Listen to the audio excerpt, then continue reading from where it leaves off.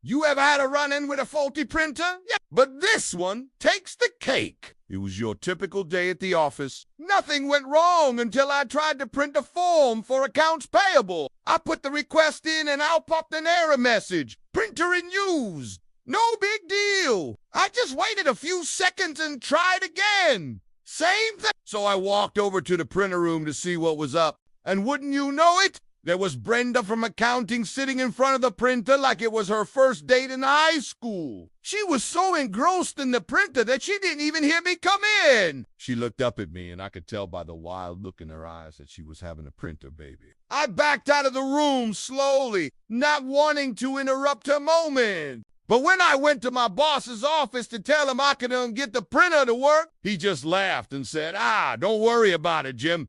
That printer has a personal vendetta against Brenda. It's always messing with her. He looked at me for a second and then added, she's not the brightest crayon in the box, but she's harmless. Just let the printer do its thing. So I went back to my desk and tried to work, but I kept hearing the printer jamming and spitting out sheets of paper. It sounded like someone was having their fingernails pulled out one by one.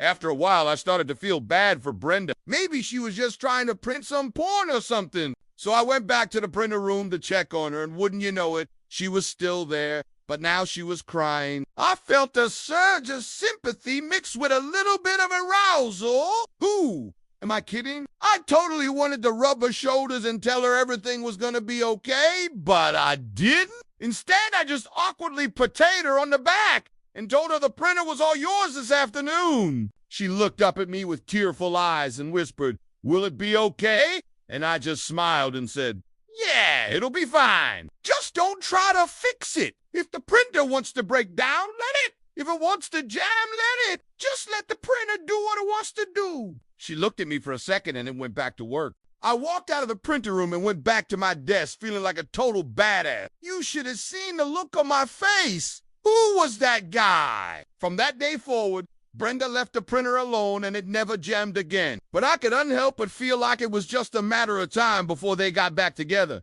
That's all for today. Thanks for watching, and I'll see you next time.